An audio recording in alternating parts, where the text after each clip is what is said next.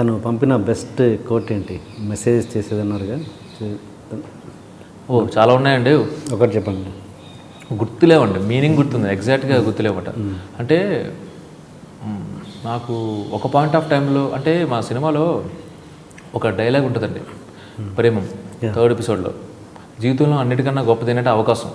అది వచ్చాక రిలాక్స్ అయ్యేవాళ్ళు కొంతమంది, అది వచ్చినట్టే ప్రూవ్ చేసుకోవాలని తప్పని పడేవాళ్ళు కొంతమంది అని. అదంతా నువ్వు యాక్చువల్గా ఆ డైలాగ్ ఉంది కదండి, సో నువ్వు రిలాక్స్ అయ్యే టైప్, యు ఆర్ ఫైడ్ అని చెప్పి వెళ్ళిపోతారు కదండి. సో అవకాశం వచ్చి ఆ కొటేషన్ యాక్చువల్గా తను పంపించింది. Okay okay okay okay. And మీరు ఈ ఆకలితో పస్తులు ఉన్నారు ఒక 2-3 డేస్? అప్పుడప్పుడు ఉన్నాయి బోల్సాలండి, చాలా రోజులు ఉండేవాడిని. 2 days 3 days సీరియస్లీ. అంటే అది మరి ఐ డోంట్ నో, అంటే చెప్పుకుంటున్నారు కష్టాలు అనేది, కాకపోతే అలా అని నాకు అదే ఆప్షన్ కాదండి. నేను 3 జాంకాయలు కొనుక్కునేవాడిని, 3 గోవా, 3 జాంకాయలు కొనుక్కొని పొద్దున ఒకటి, మధ్యాహ్నం ఒకటి, సాయంత్రం ఒకటి తినేవాడిని. మధ్యలో ఆకలేసి తినేస్తే రాత్రికి ఉండేది కాదేమో అని భయం. నా దగ్గర డబ్బులు ఉండేవి కాదండి, నేను అడిగితే ఇచ్చేవాళ్ళు బోల్డ్ మంది ఉన్నారు. కాకపోతే ఊరిని క్లాసులు పీకేస్తారండి, ఏ అవసరమారా నీకు అని చెప్పి. ఇంకా ఆ క్లాసులు వినడం ఎందుకు అని అంటే, కానీ సినిమాలో అంటే విపరీతమైన ప్యాషన్ ఆర్ఎల్స్ నేను భయంకరమైన స్ట్రగుల్ అయినా అన్నది కాదు, బట్ ఇట్ హ్యాపెండ్. అది ఎవరికన్నా అవుతుందండి ఇండస్ట్రీలో. అంటే అలాంటి సపోర్ట్ లేని, అంటే పాపం చాలా ప్యాషనెట్గా ఉంటారు కొంతమంది టెక్నీషియన్స్, కానీ ఇంట్లో నుంచి వైఫ్ నుంచి ముఖ్యంగా ఉండని వాళ్ళు చాలా ఉంటారు. అలాంటి వాళ్ళ మీద మీరు ఎట్లా అనలైజ్ చేయగలరు? ఇలాంటి కరెక్ట్ అంటే అలా ఉంటుంది ఇలాగ సపోర్ట్?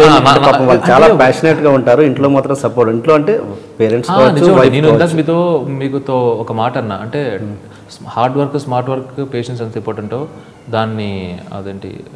దాన్ని సపోర్ట్ చేసే లక్ అంత ఇంపార్టెంట్ అండి. ఇప్పుడు వైఫ్ దగ్గర నుంచి, మా ఇంట్లో దగ్గర నుంచి, ఫ్రెండ్స్ దగ్గర నుంచి నాకు సపోర్ట్ వచ్చింది, ఐ కన్సిడర్ ద లక్. ఓకేనండి. అది ఎవరికైతే లేదో వాళ్ళు ఎవరికైతే లేదో వాళ్ళు దే కాంట్ మేక్ అండి. సో టాలెంట్ విషయంలోనూ వర్క్ విషయంలోనూ సమానమేనండి. ఇలాంటి సపోర్ట్ లేకపోవటం అనేది లక్లో ఒక పార్ట్ అండి. ఆ లక్ లేకపోవడం అనేది దానివల్ల అండి. నేను ఇదే సపోర్ట్ దానికి లేకపోతే నేను I wrote for serials also అండి. నేను గోస్ట్ రైటర్గా సీరియల్స్ కూడా రాసేవాడిని. ఇనీషియల్గా సీరియల్స్లో తీసేసారు, ఎందుకంటే చాలా పెద్ద మ్యాటర్ రాయాలి. ఇక్కడ సినిమాలు ఏంటంటే క్రిస్ప్గా రాయడం, టక్ టక్ పంచి డైలాగ్స్ ఉంటాయి కదండి. Too much of influence of మన త్రివిక్రమ్ గారి మీద బాగా ఇన్ఫ్లుయెన్స్ ఉంటుంది, ఆబ్వియస్గా సుకుమార్ గారు త్రివిక్రమ్ ఇన్ఫ్లుయెన్స్ ఉండేదండి, అప్పట్లో ఇంకా ఎక్కువ ఉండేది అనమాట. సో అది వద్దన్నారు. సో సీరియల్స్ రాస్తే నాకు ఎపిసోడ్ వైజ్ 1000 రూపీస్ అలా ఇచ్చేవారు. ఇక్కడ రాశారా? రాశానండి. ఏ సీరియల్స్ రాశారు మీరు? 2-3 సీరియల్స్, నాకు పేరు అయితే గుర్తులేవు. ఏంటంటే రైటర్కి ఇది మాట తీసుకొచ్చి ఇది అనేవారు, ఇది అనేవారు అనమాట. నేను తెగ రాసేసేవాడిని. అండ్ అంటే ఇలా అండి, ఏ స్టేజ్కి ఆ స్టేజ్ అట్లే కొంచెం సపోర్ట్ కూడా ఉండేదండి. ఆ టైంలో మాకు వెరీ క్లోజ్ అనమాట, నాకు మా వైఫ్గా క్లోజ్, సన్నీ అనే అంటారనమాట.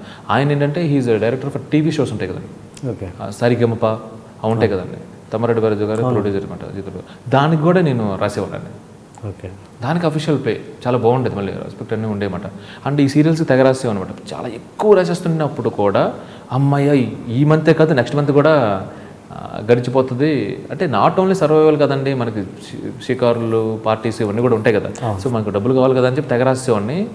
ఆ టైంలో కూడా తనే చెప్పిందండి, ఓకే చూసుకో, అంటే నేను ఏదో స్టఫ్ అయిపోతుందని అని నేను కాదు, ఇంత ఎఫర్ట్ నువ్వు ఒక మంచి స్టోరీ మీద పెట్టు, మంచి స్టోరీ ఉంటుంది నీకు, అది ఫ్యూచర్లో ఎవరు చెప్పగలరు, ఇట్ మే ఎర్న్స్ క్రోర్స్, అది ఎర్న్స్ చేయగలదు, అనవసరంగా నీది కాదు కదా. నీకు నిజంగా సీరియల్స్ ఇష్టం అంటే అదే చేసుకో, కానీ నీకు పేరు రాక అతనికి ఇచ్చే డబ్బుల్లో హాఫ్ ఆఫ్ ద పేమెంట్ ఎంతో నీకు ఇస్తూ ఎందుకు ఇది అనగానే అప్పుడు అది ఆపేశాను. కసికసిగా రాస్తాను 2 నెలలు కూర్చుని కచ్చ పుంకాలు రాసేవానండి. వచ్చేస్తున్నా అంటే. సో ఒక ఎపిసోడ్ అయితే అయిపోతుంది, అమ్మ ఈరోజు ఒక 2 ఎపిసోడ్స్ అవడానికి మాటలు కాదండి, చాలా ఎక్కువ ఉంటుంది పాపం. సీరియస్లీ ఒక పాయింట్ ఆఫ్ టైంలో నాకు ఫిల్మ్ మేకింగ్ కన్నా సీరియల్ మేకింగ్ ఇస్ సూపర్ అండి. మీ వైఫ్కి ఒక భార్యగా ఎన్ని మార్కులు ఇస్తారు? 100% ఇస్తానండి, డౌటే లేదండి. అంత సపోర్ట్ నేను బేసిక్గా నా మూవీస్లో కూడా యూ కెన్ ఫైండ్, అంటే నా మూవీస్ అలా ఉండవు కానీ కొన్ని డైలాగ్స్ ఉంటాయండి. అంటే ఇది పని కట్టుకుని పెట్టాలి అని కాదు, కానీ నాకు respect towards women or else mother, sister, ladies ఉంటారు. మనం హ్యాపీగా ఏ టైంలోనా బయటకు వెళ్ళచ్చు, ఏ డే అన్నా బయటకు వెళ్ళచ్చు, ఏమైనా చేసుకోవచ్చు, ఇర్రెస్పెక్ట్ ఆఫ్ టైమ్ అండ్ డే. వాళ్ళకి అలా కాదండి, మనకన్నా పనులు ఎక్కువ, మనకన్నా రిస్ట్రిక్షన్స్ ఎక్కువ. హౌ కమ్, ఎలా చెప్పండి? అంటే బేసిక్గా అది సో నాకు చాలా రెస్పెక్ట్ అన్నమాట. నాకు ఆ రెస్పెక్ట్ బాగా పెరిగింది ఎప్పుడంటే ఆఫ్టర్ మ్యారేజ్ అండి. ఓకే. అంటే నేను అంత క్లోజ్గా ఏ ఉమెన్ నేను చూడలేదు. సిస్టర్స్ లేరండి. మేబీ నాకు అక్క చెల్లి ఉంటే మేబీ ఇంకొంచెం వేరే లెవెల్ ఉండదు, కానీ అంత క్లోజ్గా నేను చూసిన ఒక ఉమెన్ని వైఫ్ అవ్వడం వల్ల నాకు నా దగ్గర ఒక సూపర్ స్టోరీ కూడా ఉందండి. అంటే అంటే అలానే ఇదేదో ఇది కదా 100% డెఫినెట్గా అది కమర్షియల్ స్టోరీ అన్నమాట. అంటే ఒక ఉమెన్ థింగ్ ఉంటుంది కదండి, కంప్లీట్గా దిస్ ఈజ్ ఉమెన్ అని చెప్పాలి అన్నంత ఇదండి. అంటే కొంతమందికి రెబల్ సినిమాలు తీసేయాలి, ఈ సినిమాలు తీసేయాలి, అది నారాయణమూర్తి గారికి ఆ సినిమాలు ఎలా తీయాలని ఉందో నాకు ఉమెన్ మీద అలా ఉంటుందండి. సో సందర్భం ఉన్నా లేకుండా కానీ నాకు కార్తికేయలోనూ ఇందులోనూ ఒకటి 2-3 డైలాగ్స్ ఉంటాయండి. కార్తికేయలో యాక్చువల్గా ఆడపిల్లలకి వీధుల్లోనూ క్లాసుల్లోనూ బస్సులోనే కాదమ్మా, అమ్మ కడుపులో కూడా సేఫ్టీ లేదంటే అలాగా మన ఇందులో కూడా ఉంటుందండి. దీంట్లో కూడా ఇందులో యాక్చువల్గా నువ్వు 15 years బ్యాక్ సుమాక్కని లవ్ చేసావు, మధ్యలో ఎవరిని లవ్ చేయలేదా, అబద్ధాలు చెప్పక ఆడపిల్లలు పుట్టేస్తారు, అబద్ధాలకి ఆడపిల్లకి కనెక్షన్ ఉంటే ఈ దేశంలో అబద్ధాలు కూడా ఆడడం మానేస్తారు. సో అంటే నాకు ఎందుకో బేసిక్గా we are half of the Mann. నాకు వాళ్ళ దాంట్లో మనం సగం అనే ఫీలింగ్ అండి నాకు. ఇద్దరు కష్టాల్లో కానీ శ్రమలో కానీ ఎందులో అయినా కానీ.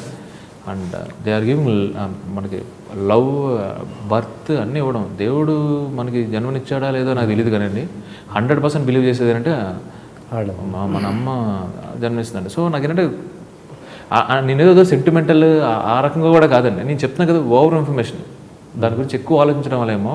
అండ్ తను వైల్ షీ ఈజ్ ప్రెగ్నెంట్ అప్పుడు నేను చూశాను కదండి, నేను చదివేవాడిని. నేను పెద్ద book, the world's best book ఏంటంటే what to expect when your expected అని సూపర్ బుక్ అండి.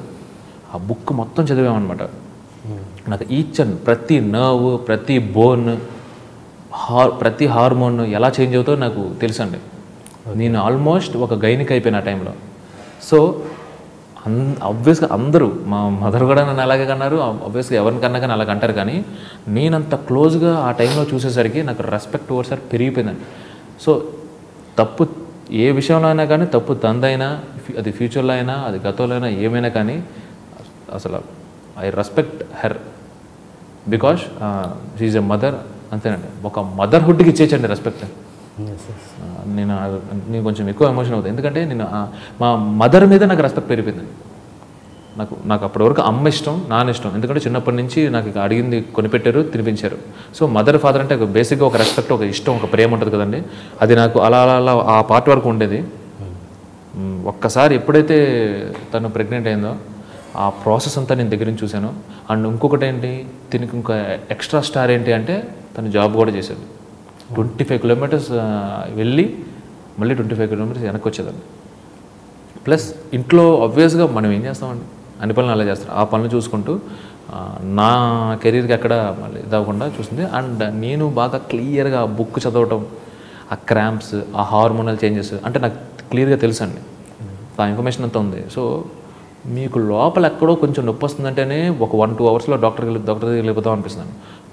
అలాంటిది లోపల I mean you giving, but మళ్ళీ ఆ బాబు బాగా పుట్టాలి, జెండర్ ఇన్ని ఉంటాయి కదండి. సో అంత క్లోజ్ అబ్జర్వేషన్ వల్ల అంటే నాకు ఇంకా అప్పుడు దీనివల్ల అంటే ఆ 100కి 100 మార్క్స్ ఏంటంటే దానికేనండి, ఇంకా అసలు వేరే ఆలోచన లేదు, ఎవరైనా ఇవ్వాల్సిందే. ఇప్పుడు ఐ లవ్ యూ చెప్పారా మేము ఎవరికి? బోల్ సార్ చెప్పారండి, చెప్తున్నాను చెప్పాలి కూడా. అవునండి, ఇప్పుడు చెప్పండి. అలా చెప్పమంటారా? ఇప్పుడు చెప్పండి తనకి డైరెక్ట్గా.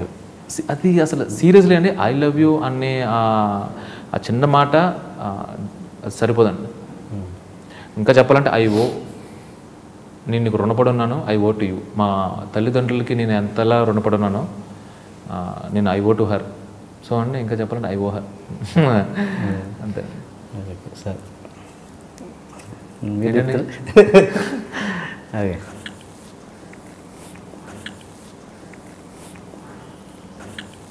వాటర్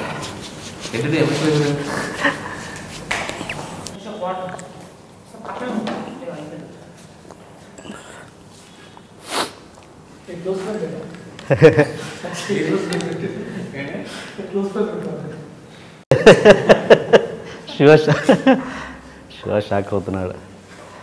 సరే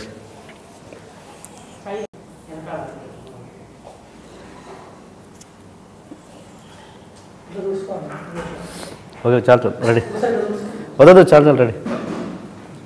మీరేంటండి ఫస్ట్ అయినా నేర్పించారు ఏంటి 37 నేను చాలా వరకు కొన్ని ఎమోషన్స్ కంట్రోల్ చేసుకుంటాను. ఇంటర్వ్యూస్లో అప్పుడప్పుడు వస్తుంటుంది నాకు. యమున సరే మీరు ఖచ్చితంగా మా ఆవిడకి ఐ లవ్ యూ చెప్పాల్సిందే ఇప్పుడు పబ్లిక్గా. Okay okay done. కెమెరాకి చెప్పాలా? హాయ్ రా Suju, I love you. Artificial ఉంది చాలా. అంటే నేను చెప్తాను కదండి, more than I love her, I love her, I owe her seriously. అంటే ఇప్పుడు నన్ను ఒక స్టేజ్ వరకు మా పేరెంట్స్ తీసుకొచ్చారండి, ఆ తర్వాత తను తీసుకొచ్చింది. సో ఇప్పుడు ఈ స్టేజ్లో నేను హ్యాపీగా ఉన్నాను, మా పేరెంట్స్ హ్యాపీగా ఉన్నారండి. సో ఐ లవ్ యూ అనేది ఎంతవరకు సరిపోతుందండి? ఆబ్వియస్గా ఐ లవ్ యూ పెద్ద, I love you, I love her అందులో పెద్ద కదండి. So more than that I owe her. ఈ మూమెంట్లో నేను ఒకటి చెప్పాలనుకుంటున్నాను. చందు ఒక హస్బెండ్గా కాదు, హీఈస్ మై బెస్ట్ ఫ్రెండ్. అంటే నాకు ఏది ఆనందం, బాధ, సంతోషం ఏదైనా వ్యక్తం చేయడానికి ఒక పర్సన్ ఉన్నారంటే అది ఫస్ట్ పర్సన్ నా మైండ్కి వచ్చేది చందు. ఇద్దరం కలిసి చాలా కష్టపడ్డాం, చాలా చూసాము. బట్ ఆ హర్డల్స్ కానీ, ఆ ట్రబుల్స్ కానీ, ఆ బాధ కానీ ఐ థింక్ అవి ఏ రోజు మన ఇద్దరికి కష్టం అనిపించలేదు. Because that is the reason we are enjoying the happiness today. పాప పుడితే బాగున్ను, ఆ లవ్ అంతా ఎట్లా చూపిస్తాడా ఏంటి, ఎందుకంటే అమ్మాయిలంటే అంత ఇష్టం కాబట్టి ఎంత బాగా చూసుకుంటాడో అనుకున్నాను. బట్ మాకు ఇద్దరు అబ్బాయిలే పుట్టారు. బట్ ఈ విషయంలో బాధపడినా కూడా ఒక రకంగా నేను సెల్ఫిష్, ఎందుకంటే ఆ ప్రేమంతా కూడా ఇంకా నాకే చూపిస్తారు. అట్ ది సేమ్ టైం పిల్లల్ని చూసుకోవడంలో ఒక మదర్గా నేను ఎంతవరకు ఇస్తున్నానో నాకు తెలియదు, కానీ ఫాదర్గా మాత్రం తను చూసే ప్రేమ సమ్టైమ్స్ నాకు అనిపిస్తుంది అంత నేను చూపిస్తున్నానా లేదా అనేది కూడా నాకు అంత డౌట్ వస్తూ ఉంటుంది. So he's a successful father, husband and of course the best friend in my life. I can tell I'm very very lucky.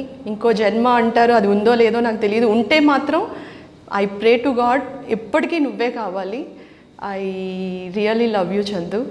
ఒక్కొక్కసారి అనిపిస్తుంది 24 hours సినిమా గురించే మాట్లాడతావు, ఇంకా అపార్ట్ ఫ్రమ్ దట్ ఇంకేమీ అడగవు, మాట్లాడవు అని అనిపిస్తుంటుంది. బట్ నీకు ఇష్టమైందే నేను కూడా మాట్లాడడం అనేది నేను ఇష్టపడడం స్టార్ట్ చేశాను. బికాజ్ ఐ నో మూవీస్ అంటే నీకు ప్రాణం. నేనా మూవీస్ అంటే ఫస్ట్ నువ్వు మూవీస్ అని అంటావు. I really support that. ఎప్పటికీ నువ్వు ఎటువంటి సపోర్ట్ అయినా నా నుంచి నువ్వు ఎక్స్పెక్ట్ చేయొచ్చు. డ్యూరింగ్ మై ప్రెగ్నెన్సీ నువ్వు ఎంత కేర్ తీసుకున్నావో ఒక మదర్ లాగా, అంటే ఏం తింటానో ఏంటి, ఎలా ఆలోచించాలి, ఎంత హ్యాపీగా ఉండాలి, ఇవన్నీ కూడా ఎంత బాగా చెప్పావంటే ఒక డాక్టర్ కంటే ఎక్కువగా నన్ను బాగా చూసుకున్నావు, ఒక మదర్ లాగా చూసుకున్నావు. అంతకంటే ఇంకా ఒక అమ్మాయి ఏం ఎక్స్పెక్ట్ చేస్తుంది. ఈరోజు ఆ ఇద్దరు పిల్లల్ని చూస్తే the affection what you gave like during my